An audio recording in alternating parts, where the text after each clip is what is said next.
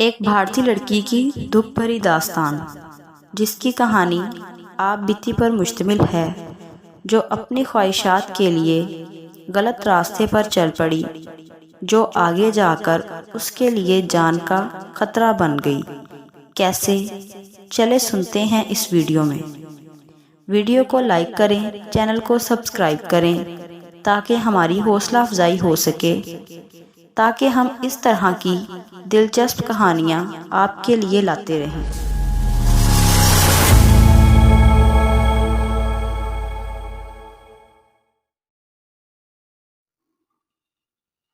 میرے والد کے اوقات کار بہت طویل تھے۔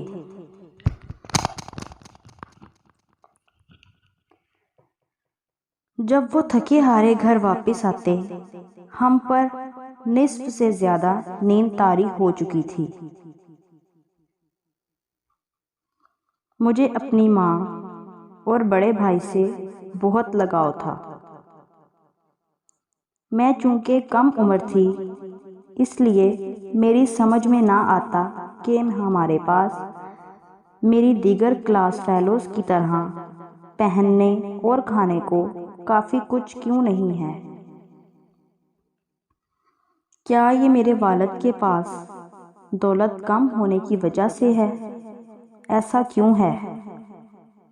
میں اکثر ضد کرتی اور شور مچاتی کہ میرے پاس پہننے کے لیے اچھا فراک ہونا چاہیے اور کھانے کو کیک پیسٹریاں ہونی چاہیے۔ میرے رونے اور بسورنے کو صرف میرا بڑا بھائی اچھی طرح محسوس کرتا، چنانچہ وہ اپنے حصے کے کھانے میں سے مجھے کچھ دے دیتا اور اپنی شرٹ اور شارٹس پر آنے والا خرچ بچا کر میرے لیے فراک لے آتا۔ مجھے اس وقت اس چیز کا احساس نہ ہوتا۔ مجھے ان باتوں کی سمجھ اس وقت آنے لگی جب میری عمر 9 سال ہو گئی۔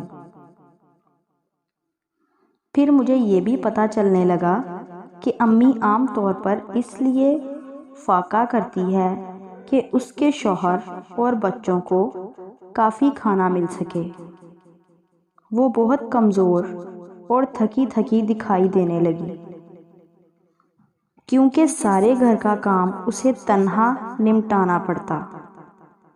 والد جب کام سے واپس آتے تو وہ بھی جھنجھلائے ہوئے ہوتے تھے۔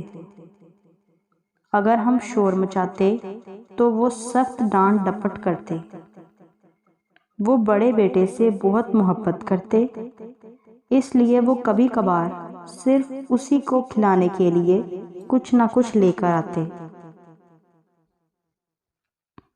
لیکن بڑا بھائی مجھے اس میں حصہ دار بنا لیتا۔ کھانے پینے کی چیزوں کی قلت کے باوجود ہم ایک خوش گھرانہ ہی تھے، لیکن پھر ہم پر ایک آفت ٹوٹ پڑی۔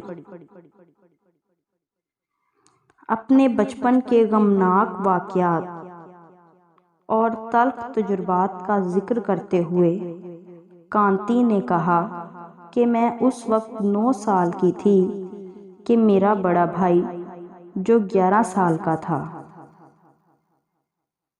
4-5 روز بخار شدید میں مبتلا رہنے کے بعد فوت ہو گیا۔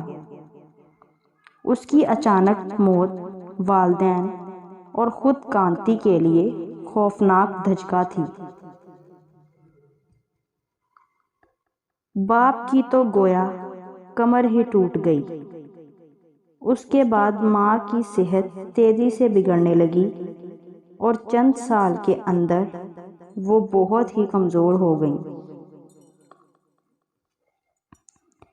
کانتی نے کہا کہ اس نے اپنے باپ اور ماں کو اکثر یہ کہتے ہوئے سنا کہ ہمارا متوفی بیٹا ہماری امیدوں کا مرکز تھا۔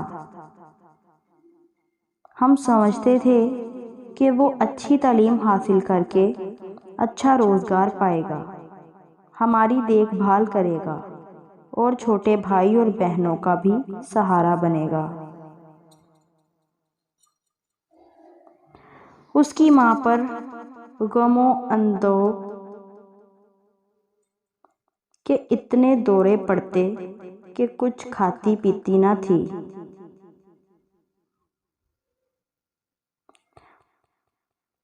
اور کئی راتیں جاگ کر گزار دیتی۔ کبھی کبھی بے ہوش بھی ہو جاتی۔ والد اپنی تھوڑی تنخواہ کی وجہ سے اس کے علاج، معالجے، آرام اور مناسب خوراک کا اہتمام نہ کر سکتا۔ اس طرح اس کی صحت مسلسل بگڑتی چلی گئی۔ کانتی نے اپنی داستان غم جاری رکھتے ہوئے کہا۔ ویڈیو کا اگلا پارٹ دیکھنے کے لیے چینل کو سبسکرائب کریں۔